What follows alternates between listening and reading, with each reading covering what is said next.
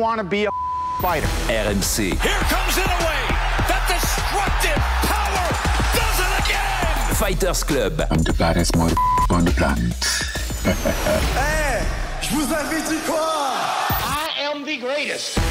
Bonjour à toutes, bonjour à tous et bienvenue pour le 331e épisode du RMC Fighter Club qui reste dans la cage aujourd'hui pour parler de l'événement KSW 106 qui a eu lieu à la LDLC Arena de Lyon et on a eu un show exceptionnel. Et pour en parler, je suis avec le double champion du KSW, Saladin Parnasse. Salut Saladin, comment tu vas? Salut, ça va, super. Impeccable, merci, en tout cas merci à toi d'être venu. Et je suis avec mon binôme Anto Sterpini. Salut Anthony. Salut Baba, salut Salah, merci d'avoir répondu à notre appel. On nous rappelle, on est vraiment à 2 jours de l'événement, donc c'est très appréciable d'avoir Saladin déjà en plateau. Et on va pouvoir parler justement d'un événement exceptionnel. Le KSW est venu à Lyon pour la première fois, il a délivré, on a eu un événement absolument remarquable, l'organisation au top, les combats au top, du spectacle, la France qui écrase la Pologne, littéralement, je crois qu'on peut pas parler d'autre chose. Et dans le main event, Saladin qui a défendu sa ceinture des 70 kg contre un rival, avec une vieille histoire qui durait un petit peu depuis 3 ans, on a pu régler les comptes, donc on vous parle de ça tout de suite. RMC Fighters Club. Alors, on va tout de suite rentrer dans le sujet. Messieurs, on était sur le main event du KSW 106 à Lyon. Tu affrontais Marian Ziolkowski. C'est une histoire entre vous qui durait depuis 2022. C'est ça. Pour rappeler un petit peu à tout le monde, donc il y a eu un premier combat qui devait se faire qui a été annulé. Ensuite, un deuxième qui a été annulé littéralement en quelques minutes avant le début de l'event. Et à ce moment-là, il a dû te remettre sa propre ceinture dans la cage que tu as refusé de ramasser parce que c'est pas comme ça que tu veux gagner les ceintures. C'est ça. Tu l'as gagné juste après avec un magnifique KO sur high kick. Tu l'as défendu contre Wilson Varela. Et enfin, on a pu régler les comptes. Moi, je dis enfin parce que je sais qu'il y avait un peu de frustration. C'était quoi ton état d'esprit juste avant le combat? Mon état d'esprit, c'était de gagner mon combat absolument et mettre fin à cette rivalité entre moi et Marianne parce qu'il y avait une grosse rivalité. Comme quoi je méritais pas la ceinture, j'étais pas légitime à la ceinture et là, il fallait que je prouve que j'étais vraiment légitime à la ceinture, que j'étais vraiment le champion incontesté des moins de 70 kilos. Ouais, voilà, parce qu'au-delà du fait de ce qui s'est passé, c'est vrai qu'il y a eu l'histoire avec Marianne, le fait qu'il a annulé le combat juste avant, mais c'était quand même un champion respecté qui a gagné la ceinture, qu'il a défendu 3 fois. Donc j'imagine que c'était quelqu'un que tu voulais absolument accrocher à ton tableau de chasse. Je voulais gagner cette ceinture avec manière. Et du coup, le combat ne s'est pas fait à plusieurs reprises. Et ils m'ont mis la ceinture intérimaire, je crois, contre Sébastien. Ouais, c'est ça. Donc du coup, je devais la confirmer. Et là, je l'ai confirmé. Je l'ai vraiment confirmé là, ce week-end contre Marianne. Et de quelle manière, Anthony, il a confirmé cette ceinture? Est-ce que tu nous parles un tout petit peu du déroulé du combat avec exactement. Après, on va en parler avec Salah, poser la question, parce que dans ce premier round, tu surprends. Enfin, moi, je trouve, en tout cas aux commentaires quand on a commenté avec Baba, tu nous as tous surpris. Parce qu'on t'attendait tous sur le striking, on voit tu commences avec un travail de feinte, mais pourtant c'est toi qui imposes la lutte directement. Donc la première question c'est, alors qu'on t'attendait debout, est-ce que c'était une volonté stratégique d'avoir ce départ-là, ce premier round avec la lutte et de contrôler et carrément prendre son dos? Ouais, c'était stratégique parce que j'avais beaucoup travaillé. Tu sais, de base je devais prendre Marcin Held, donc j'ai fait une grosse préparation au niveau du sol. Donc je voulais pas que ça serve à rien. Donc je me suis servi de mes acquis, je me suis dit allez, je vais le surprendre. Personne m'attend comme ça, je vais aller directement au sol le choper, c'est ce que j'ai fait. Mais c'est un risque quand même parce que on le sait, le Marian Ziolkowski c'est pas le meilleur striker de la catégorie des 70, sa spécialité c'est plutôt le sol. Non, c'était Marcin Held. Oui, Marcin Held, mais plutôt le sol. Oui. Et Marian il est le plus varié sur le striking. Et il a beaucoup de soumissions aussi en carrière, Marian Ziolkowski. Un peu, mais moins que Marcin Held, moins évidemment. Que Marcin Held. Ouais. Rien à voir. Même Mathieu Gamrot, il a dominé Marian au niveau du sol. Au niveau des positions, donc c'est comme ça que je me suis dit que je vais l'avoir aussi. Ouais, c'est intéressant parce que nous, ça nous a surpris. On était au commentaire du combat avec Anthony ce week-end et on le dit pendant le live qu'on surprend que c'est toi qui ailles au takedown face à Marianne. On pensait que tu allais le gérer de toute façon avec tes qualités en striking.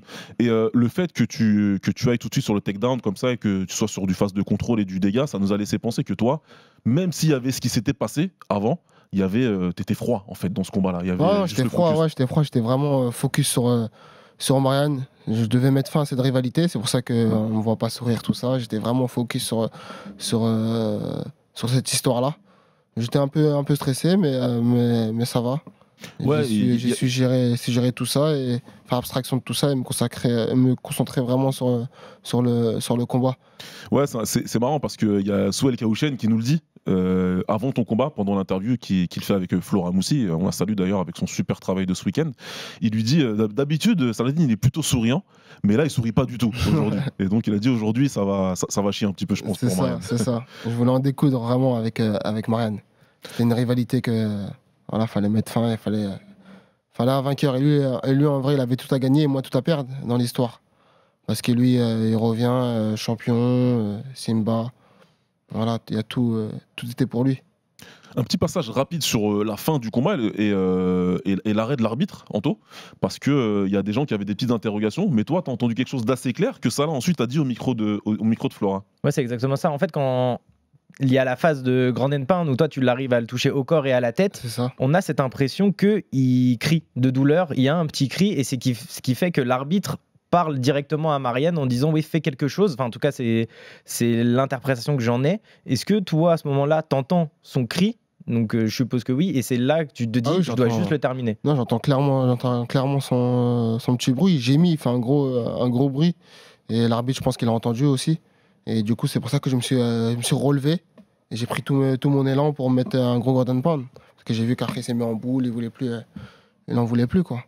Ouais, non, c'est clair, c'est parce qu'il y a eu des petites interrogations en ligne, on l'a vu, j'imagine que tu l'as vu aussi un petit peu.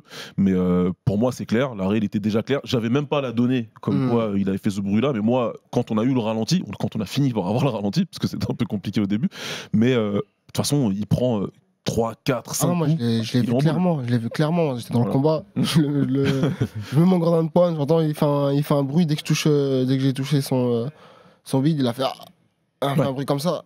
Il s'est mis en boule comme ça. J'ai pris tout mon élan.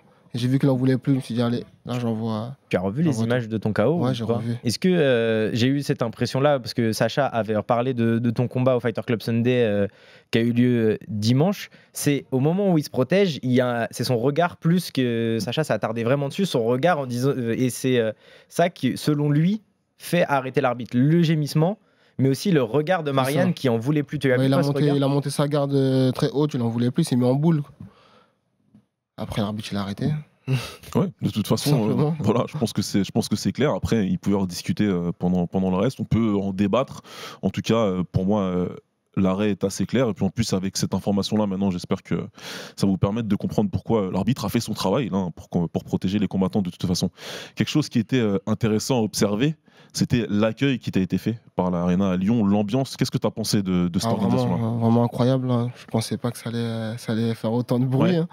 La vérité, je pensais pas et ça me fait plaisir. Voilà, on peut remplir des salles juste en travaillant très dur et en donnant une bonne image aussi du sport. Et ça me fait super plaisir que la salle soit remplie comme ça. Alors, c'est pas facile de comparer, hein, mais si tu devais comparer un tout petit peu les ambiances entre ce que tu as connu chez toi, à Paris pour un Paris-Marseille, et ce que tu as connu à Lyon. Différent, mais c'est à peu près le même public, c'est bien. Ouais. Franchement, c'est bien. Ouais, ça se comptait mon nom, donc franchement, non, moi je l'ai bien pris et c'était top. Quelque chose qui nous a surpris, Anto, quand on est arrivé pour commenter, c'est que dès le premier combat des prélims, le combat de Souli Kaouchen, la salle a été quasiment remplie. Ouais, c'est pour ça que je voulais poser la question à Saladin. Tu es arrivé à quelle heure à la salle, toi? Moi, je suis arrivé à, je sais même pas, je crois 18h40 ou 19h peut-être. Ah, donc tu as assisté au premier, 19, premier ouais, combat? j'ai assisté au premier combat parce qu'après, ils font, c'est un vrai show le KSW. Donc du coup, ils nous préparent pour... Après l'entracte, on doit se présenter, où ils présentent les combats, tout ça. Donc, ils nous font venir bien avant. Et donc, toi, ça t'a surpris. Est-ce qu'en Pologne, c'est ça aussi? Dès les prélims, il y a au moins... Bah là, c'était une salle, il pouvait avoir au maximum 11 000 personnes, mais j'ai l'impression, peut-être je me trompe, mais il y avait au moins 7 000 ou 8 000 personnes déjà pour les premiers combats. Chose qu'on n'a pas vu en Pologne, j'ai déjà vu ça plusieurs fois. J'ai déjà vu aussi des salles moins vides, où ça prend du temps à se remplir, et ça se remplit à la fin pour le main event. Là, ça s'est rempli directement, et c'est top. Hein. Franchement, c'est top pour nous. C'est qu'il y avait de l'engouement dans la carte. Après, il y avait une belle carte aussi. Il y avait Amin Ayoub, il y avait le petit Swill aussi qui est un peu médiatisé et c'est top. On sait que tu es un combattant qui est humble et qui laisse transparaître sa modestie. Maintenant aussi, il faut parler un petit peu factuellement. On sait que ton nom fait qu'aujourd'hui le KSW est une organisation importante en France. Ça s'est pas fait comme ça. Il a fallu que tu sois champion, que tu deviennes le visage un peu de cette organisation.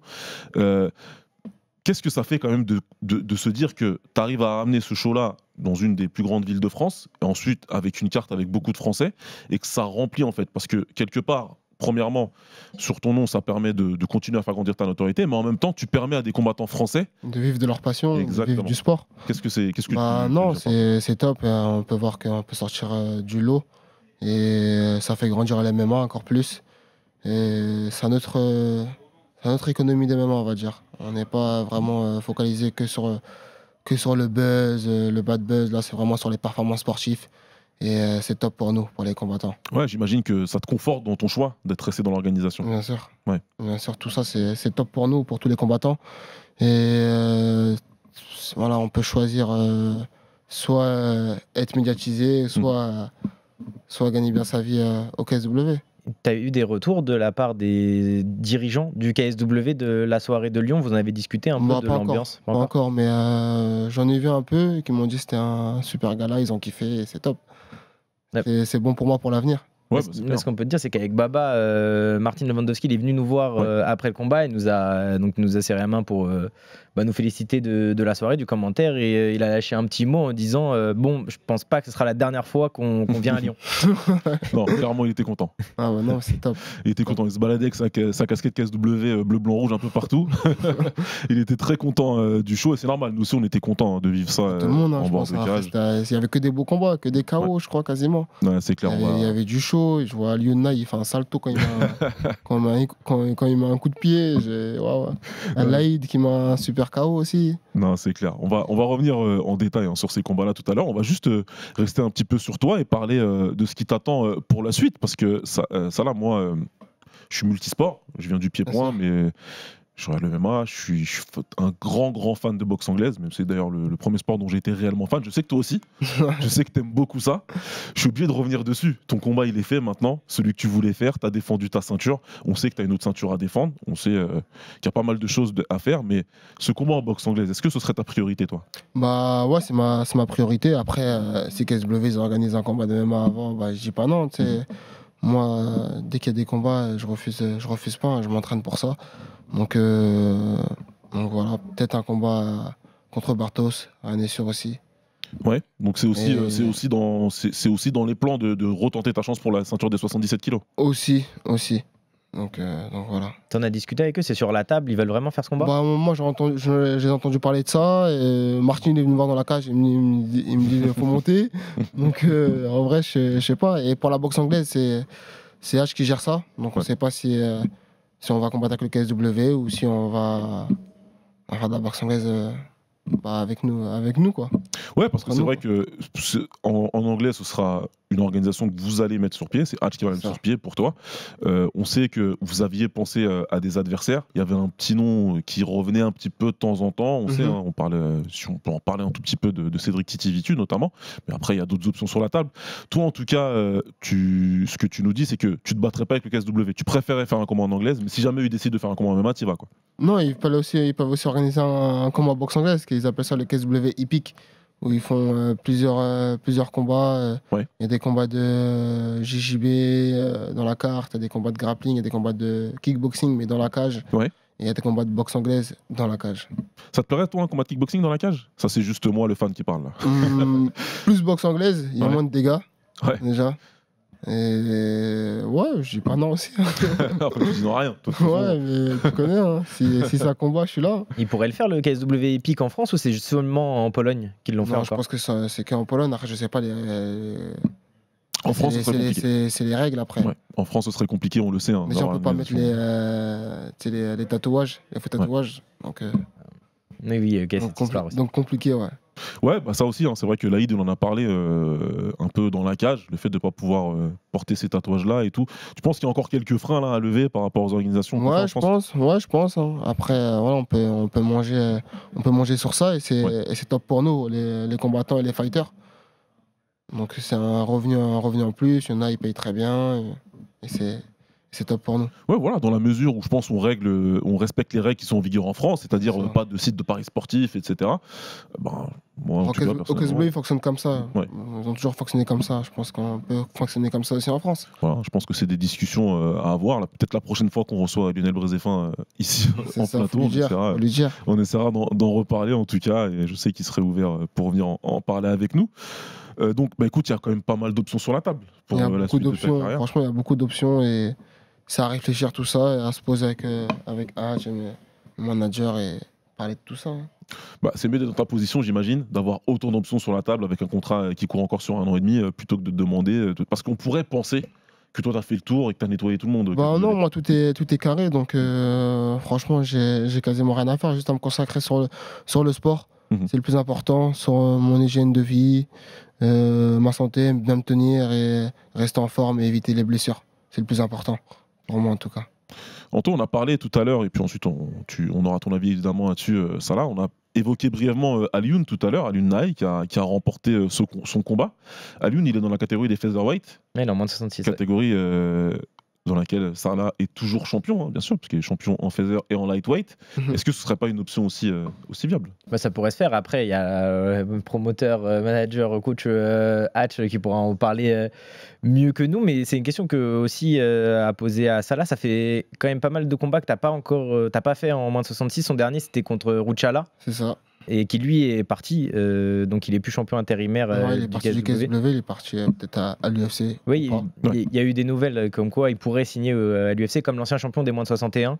C'est ça. Toi, aujourd'hui, physiquement, tu pourrais redescendre en moins de 66 kilos et faire un combat? Je pense que je peux descendre. Il me faut juste de la préparation parce que je suis quand même léger pour un 70 kilos. Oui. Comme je t'ai dit, je vais pas trop forcer. Après, j'ai fait un bain quand même, ça m'a tapé. Je me suis dit, ah ouais, 66, c'est dur, hein, ça va être dur. Mais bon, s'il faut le faire, on le fait. Ouais, donc de toute façon, pour l'instant, c'est pas dans les plans d'abandonner la ceinture des 66. Non, du tout. Tu restes, t'es double champion, et s'il y a besoin de défendre, on le ferait. J'imagine que Alioune Naï, c'est un combattant qui est dans ton radar depuis quelques temps. Qu'est-ce que tu as pensé de sa performance? Une belle performance, hein. Il a mis un bon KO. Apparemment, j'ai pas vu tout le combat. Ouais. J'ai juste vu à la fin quand il met le coup de genou. Apparemment, il se fait dominer le premier et deuxième round. Puis après, il met un genou sauté au plexus, je crois. Ouais, c'est ça. Et il finit son adversaire. Non, franchement, propre. Et Alioune, je le connais aussi. Je le connais aussi bien. Avant, il était à la Hatch Academy. Donc, on a pu s'entraîner ensemble plusieurs fois. Donc ouais. Donc voilà, il n'y aura pas de souci si demain le combat devait se faire. Il y aura pas. Je pense que non. Et c'est bien pour nous, les Français. Hein. Tu penses qu'il lui reste combien de combats avant de pouvoir t'affronter? Est-ce que là, il est 6ème? Je sais pas. Franchement, je sais pas du tout. Après, il y a du monde. Je crois qu'il y a du monde un peu devant lui. Il est 6ème. Il y a beaucoup de monde devant lui, mais ça part. Il y a Brista, il y a Patrick, je crois. Il y a Fornet. Après, il y a beaucoup de noms. Il y a du monde et ça bouge. C'est un classement qui bouge. Voilà, on sait qu'il y a des gens, il y a des combattants qui partent. Vous l'avez dit, comme Ochala notamment. Si on peut éviter le choc franco-français, on évite. Mais si il monte au classement, il performe, il n'y a pas de souci. Hein. C'est comme ça. C'est le sport. Le sport avant tout, mais je pense qu'on gardera toujours une bonne relation. Exactement. En tout cas, il y a eu dans ton sillage, dans cet événement-là, beaucoup de Français qui sont venus combattre. On avait un France-Pologne qui était en place, en fin de compte. Anto, je pense que je l'ai dit en intro, on leur a un peu roulé dessus. On essaye d'être gentil, mais il faut dire la vérité aussi, quand même, des fois. C'est important. Premier duquel, moi, un combattant qui me tient à cœur en plus, un jeune prodige de 18 ans. J'habite à Sanois, donc c'est encore plus important. Il a fait du Muay Thai, donc c'est très important pour moi aussi. Souel Kaouchen, qui a fait ses débuts en professionnel à seulement 18 ans, et c'est le plus jeune vainqueur d'un combat au KSW. Mais c'était déjà la plus jeune signature du KSW, en plus la plus jeune victoire.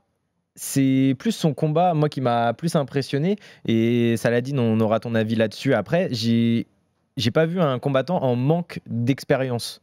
Je sais pas si toi, tu as eu cet avis-là. Il a été jusqu'à la décision, mais il a bien géré son combat petit à petit, parce qu'en face de lui, c'était quand même un adversaire expérimenté. Parce que son adversaire, il avait 28 combats amateurs. Souil en avait à peine 6. Il avait 4 défaites, je crois, seulement. Ouais, il avait seulement 4 défaites. Il était en 24-4. Qu'est-ce que tu as pensé, toi, de son combat? Au début, j'ai eu peur quand j'ai vu son adversaire. Ouais. Mais il m'a impressionné. Hein. Il a fait preuve de maturité pour son âge. Premier round, il le perd vraiment. Il se fait ramener au sol, tout ça. Mais comme je l'ai dit, faut s'attendre à tout ça. Quand tu es dans le niveau pro, on ne sait pas. Des fois, les adversaires ils étudient.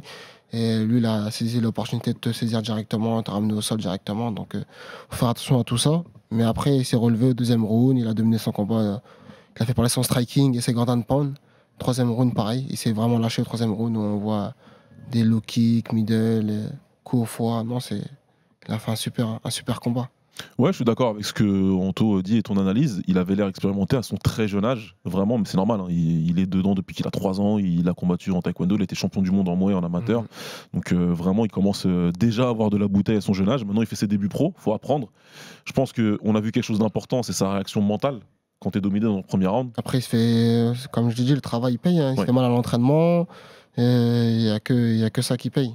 Ouais. Vous avez fait la préparation ensemble, parce que de toute façon vous avez combattu sur le même event, donc j'imagine que vous avez fait beaucoup de prépa ensemble. Ouais, beaucoup. Sans vouloir rentrer dans les détails ou faire des mauvaises comparaisons, tu as été un jeune prodige comme lui de toute façon. Est-ce que tu penses qu'il est au même niveau que toi ou un petit peu en avance par rapport à sa manière de s'entraîner, sa progression par rapport à toi à son âge, quand tu étais au 100%? Non, franchement, je dis qu'il est au même niveau. Après, pas au niveau de combattant, mais simplement en termes de carrière, en termes de progression. Non, en termes de progression, il n'y a rien à dire. Il est au top. Il est au top, ce petit. Et franchement, c'est top. Pour moi, il est au même niveau que moi. Hein, et je le souhaite même bien meilleur que moi. Même. Donc, non, franchement, c'est un petit qui travaille bien. Il travaille bien à l'école aussi. Ouais. Il fait son sport. Il fait ses études. Il lâche pas. Il n'y a que ça qui paye. Oui, et puis il a un bon entourage, il est bien entouré évidemment par son entourage familial, il est bien managé, il est dans une team où on sait qu'il y a beaucoup de combattants de qualité, donc de toute façon toutes les clés sont là pour progresser, j'imagine. C'était pas le seul de tes coéquipiers, n'est-ce pas Anto? Il y avait aussi Joël Kwadja qui était là. Et qui fait une belle performance. Mais il fait une très belle performance et surtout qu'on ne l'attendait pas, parce qu'il prend le short notice de 2 semaines. Ouais. Il affronte un adversaire qui était invaincu, il était en 5-0, il avait déjà gagné un combat au KSW, il n'avait pas énormément de finish son adversaire. Et puis Joël, je ne sais pas ce que tu en as pensé, toi Salah, moi j'ai vu Moi il m'a fait peur, mais dans le bon sens, c'est quand il l'a tapé, là, pour la première fois qu'il a connecté son adversaire, j'ai juste ressenti une puissance, parce qu'on était en bord de cage, et on ne se rend pas compte comme ça, mais le bruit que fait un coup, c'était hyper impressionnant. Toi, tu t'entraînes avec lui. Non, mais cette puissance, elle est folle. Et Joël, son palmarès aussi, il ne reflète pas son niveau. Absolument. Il a un niveau vraiment fort, un peu depuis qu'il s'entraîne vraiment dur à la salle. Et, son niveau, il fait que d'augmenter. Et là, il gagne tous ses combats. Non, franchement, c'est un bon fighter. Et il a la puissance en plus. Oui, il peut mettre KO avec ses 2 mains. Et il change de garde, il est gaucher en même temps droitier. Et il tape aussi fort du droit comme du gauche. Donc, je l'ai vu mettre des KO devant moi à la salle et en combat, c'était incroyable. Ah, mais c'est vraiment ça qui m'a fait peur, parce que Mikhail Gouzik, donc son adversaire, il avait un peu de trash talk sur les réseaux en disant je prends un adversaire avec un palmarès négatif. Il a juste répondu présent, il a juste répondu dans la cage. C'est ça. Non mais c'est clair qu'en tout cas il nous a impressionné. Tu as dit quelque chose d'important pour moi, c'est un message qu'il faut transmettre à tout le monde. Le palmarès, c'est que des chiffres.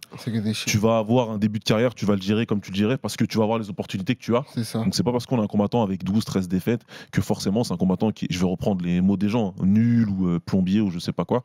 C'est important de regarder les combats. Moi tout ce que je peux dire aux gens, c'est regarder les combats. Ça. Et il a un vrai niveau en striking et au sol. C'est devenu un combattant complet. Avant, il avait quelques lacunes au sol, là, il travaille à fond sur ça.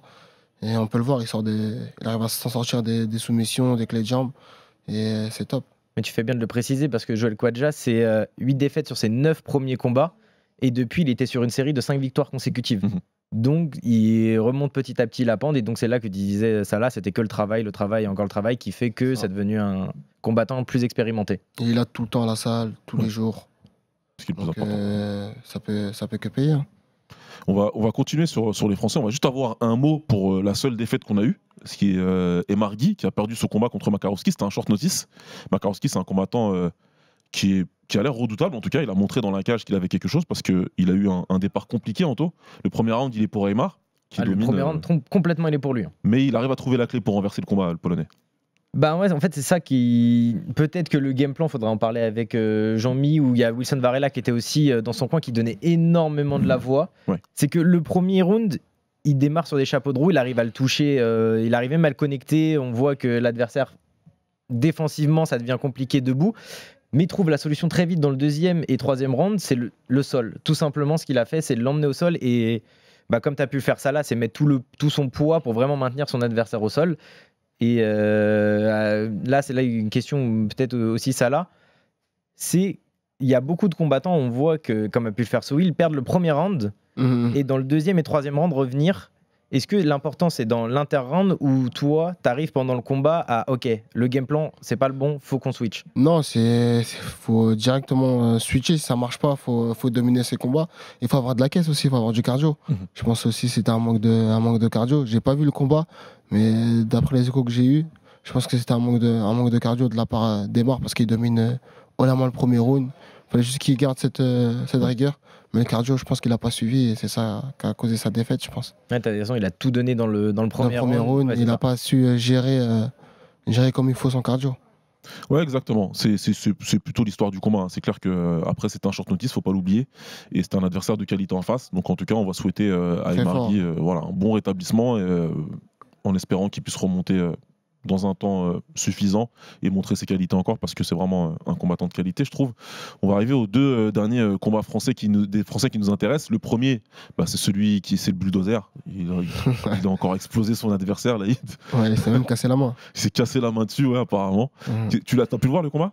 Non, j'ai juste vu le KO. Ouais. Mais apparemment, il a pas duré longtemps le combat. Il a pas duré en tout. Il a pas dépassé les 2 minutes, comme Laïd le fait sur les 7 derniers combats. D'habitude, ouais. Absolument. Les bruits en tout des coups. Ouais, c'est encore ça. Joey Kodja, ça a fait vraiment du bruit. Et tu sais, il y a le début donc il y a le premier round qui commence. Il a Janikowski qui est donc champion, médaillé de bronze au JO en lutte. Il lutte Laïd, pardon, je vais y arriver. Et en fait, c'est ça qui me fait peur. Moi, au début du premier round, je me dis, s'il arrive à le prendre, ça va être compliqué. Mais il arrive à très bien défendre la lutte et c'est à la première gauche qui tape le front de son adversaire. On voit qu'il perd la connexion. Ouais, il perd la connexion et Laïd, tout simplement, il a juste continué à l'arracher comme il peut le faire le bulldozer. Et les bruits, ça là, je sais pas si tu t'es déjà entraîné, si tu as déjà eu des échos sur les entraînements de Laïd. Ouais, Laïd, il frappe. Je s'entraîne avec lui. Il est venu à la salle un mois avant son fight et je tourne un peu avec lui et ouais, ça frappe. Hein. Ah non, mais ça cogne des deux mains. Ça frappe très fort. Ça frappe très fort, ouais. Ouais, il a montré encore pas mal de puissance. Bon, il s'est cassé la main, donc forcément, il va y avoir du repos, il pourra pas combattre, mais moi, je pense qu'il n'y a pas d'autre choix qu'un combat pour le titre. Il a dit au micro de Flora Moussi, il a dit qu'il avait demandé, il a dit, et ce sont ses mots, j'ai envoyé Hatch pour aller négocier pour le titre parce que Hatch négocie bien. Donc écoute, je sais pas comment ça s'est passé en coulisses. J'espère en tout cas que ça a collé, mais vu les performances qu'il fait, il a été élu meilleur recrue de l'année en tout cas. Ouais, c'est ça, recrue de l'année, je crois combattant étranger de l'année. Et combattant le plus prometteur. Ouais, il a surpris tout le monde quand il arrive au KSW, KO sur KO, et donc c'est normal qu'il a tous ces trophées. Hein.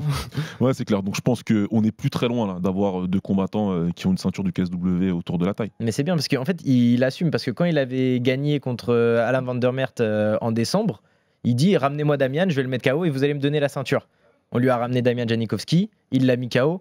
Ça là, normalement, le KSW, ils font pas dans les détails. Non, il lui donne la chance pour le titre, normalement. Ouais. Avec des KO comme ça, t'es obligé de lui donner. Ça devrait. Je pense que ça va le faire, je pense. Mais donc, j'ai jamais eu de fracture c'est une fracture de la main, on sait pas encore. C'est combien de temps selon toi ces blessures? Je sais pas du tout. T'as jamais eu ce genre de blessure? Jamais eu de fracture de la main. Ok. Écoute, il y a déjà 3 mois de repos, ensuite un petit peu de rééducation, puis ensuite il faut y aller progressivement pour voir si c'est consolidé. Donc il va devoir aller très mollo en frappant d'abord au début, puis ensuite pouvoir s'entraîner à 100%. Donc ouais, il y a au moins 6 mois devant nous avant qu'il puisse remonter dans une cage, pourra même s'entraîner à 100%. Ça va être compliqué pour Laïd d'y aller mollo quand il frappe. Ouais, ça va être compliqué. C'est clair. En tout cas, on est content pour lui. Il a fait une très belle perf devant un public qui lui a été acquis en plus, donc c'est une très bonne chose. On va finir sur le combat qui a intéressé toute la France du MMA. C'était une grosse opposition franco-française entre Michael Lebou et Amin Ayoub. Anto, ils nous avaient promis une guerre tous les deux, avec quasiment toute la bourse au milieu. Il restait que 10 000 € pour celui qui perdait. Ils ont délivré. Ouais, c'est exactement ça. En fait, dans cette carte, il y a beaucoup de personnes, donc de combattants de MMA qui ont parlé. Ils ont tous répondu présent. Ouais. Que ce soit Laïd, même Joël avait annoncé la couleur, même s'il prenait le short notice. Et eux, tout simplement, c'est normal, c'est le combat de la soirée, il n'y a pas de doute. Et Mika l'avait dit un peu en off aussi, il a dit, moi les gars, j'y vais, c'est pour me taper. Y a pas, contre Romain, j'ai un peu géré. Mais contre Amine, je sais que ça va être une vraie guerre et ça là. J'ai l'impression que tout le monde voulait se taper.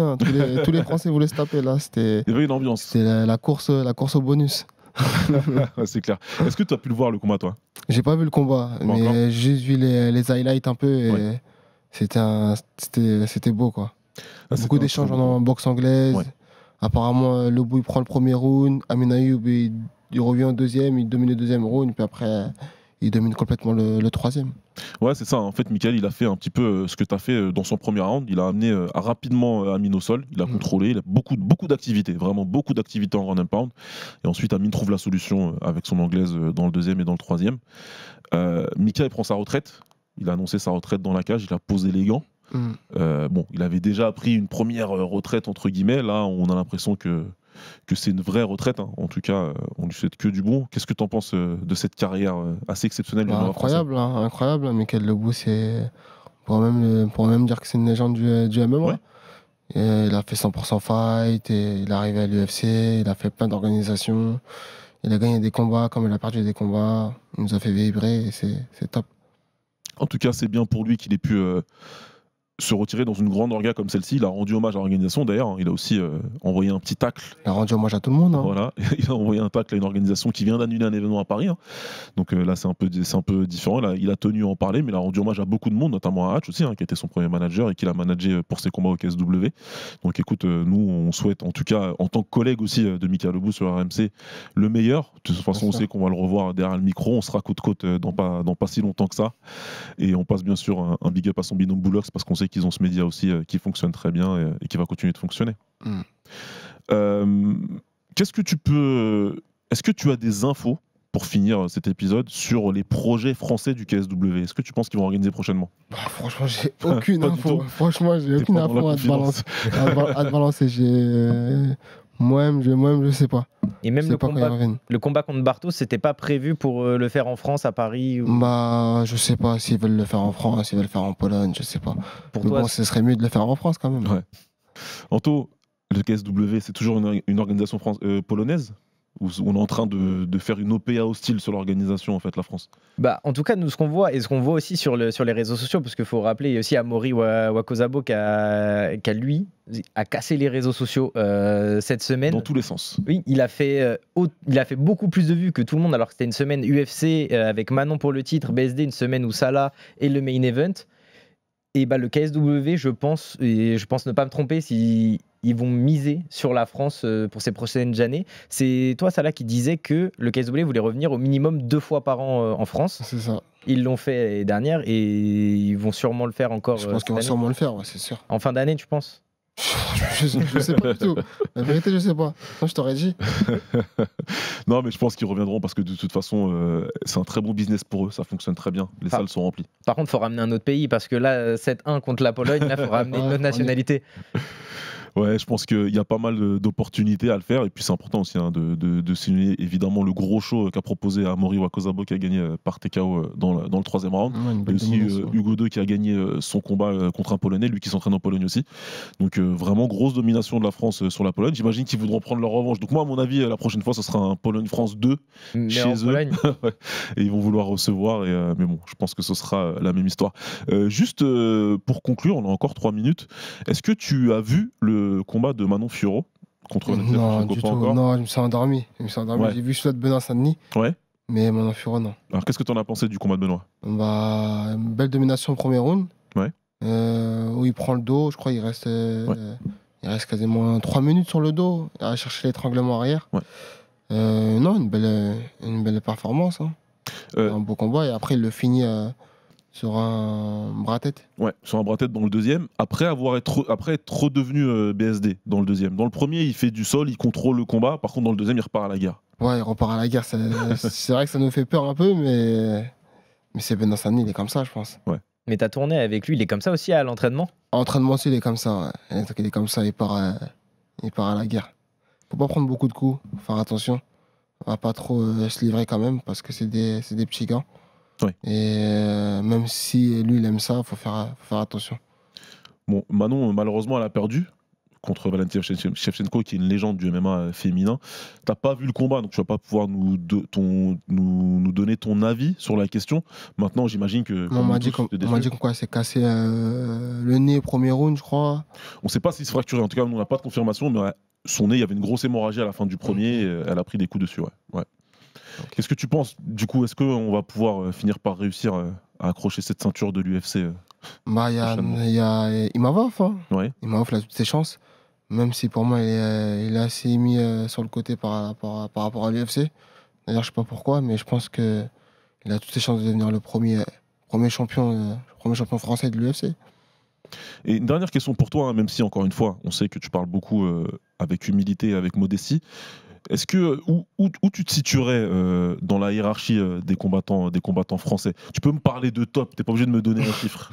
Où ça En termes de niveau, par rapport à ce que c'est qu'il y a des combattants qui sont à l'UFC, donc on dit que c'est forcément les combattants de l'UFC qui sont au-dessus, alors qu'on a des combattants français qui brillent partout en fin de compte. En vraie vérité, je me situe là où je me situe.